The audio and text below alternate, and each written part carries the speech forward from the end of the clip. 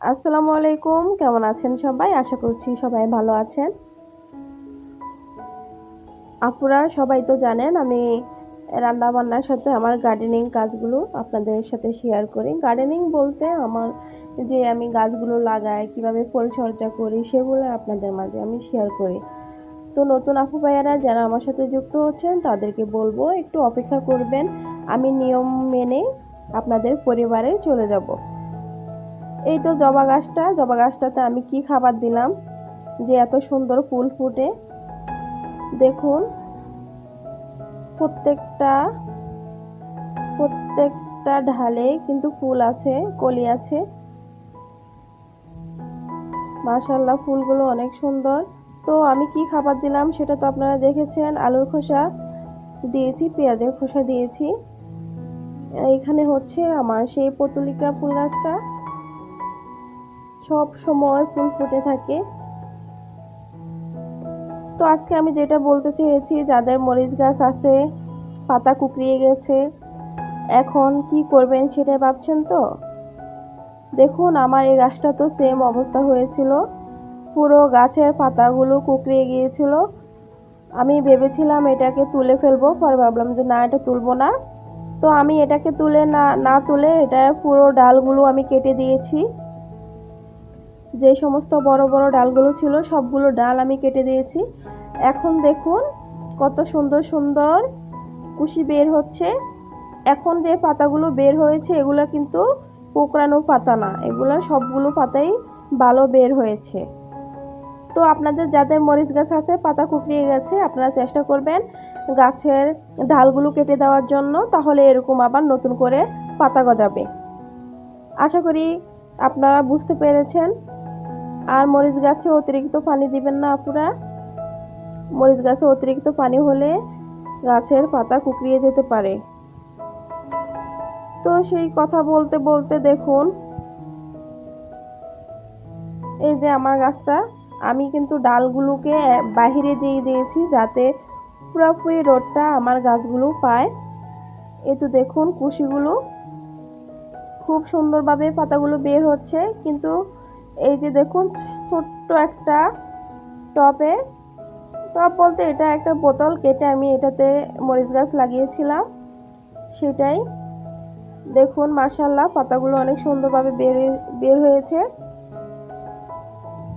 তো আজকে রান্না করে নেব দেশি মুরগি।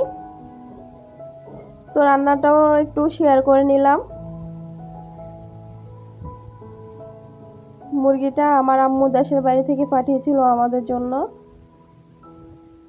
সেটা আমি কিভাবে রান্না করলাম আপনাদের মাঝে সেটাই শেয়ার করছি।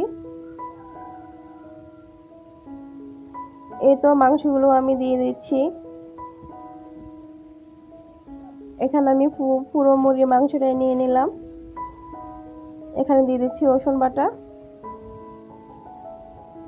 2 চামচের মতো আদা বাটা দিয়ে দিচ্ছি।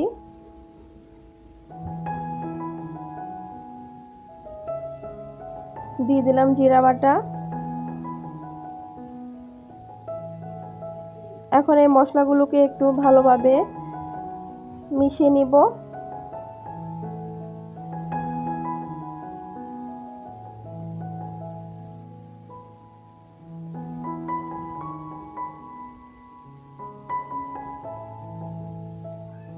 এখন দিয়ে দিব পেঁয়াজ। আমি পেঁয়াজ দিয়ে দিলাম, আবারও নেড়ে ছেড়ে দিচ্ছি।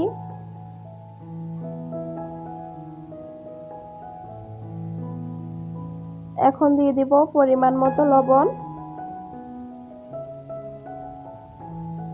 এই রান্নাটাতে আমি টমেটো ব্যবহার করব। দিয়ে দিলাম টমেটো।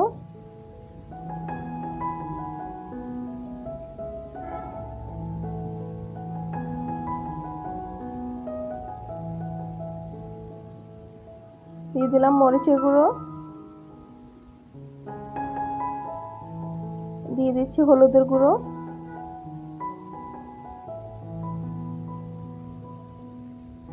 এখন ভালো করে মিশিয়ে নিচ্ছি।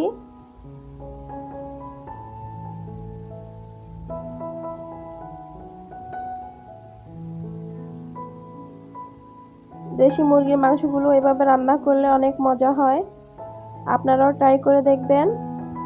এখন দিয়ে দিলাম গরম মশলা বাটা। আমার আপুরা যারা আমার ভিডিও দেখেন সবাই জানেন যে আমি বাটা মশলা ব্যবহার করি রান্নাতে। সামান্য পানি দিয়ে দিলাম। সামান্য পানি দিয়ে ভালোভাবে কষিয়ে নিব। আবার দিয়ে দিচ্ছি ঝোল। মাংস সিদ্ধ হওয়ার জন্য পরিমাণ মতো পানি দিয়ে দিলাম।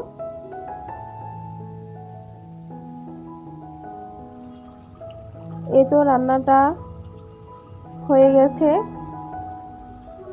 আজ এই পর্যন্তই। সবাই ভালো থাকুন। আল্লাহ হাফেজ।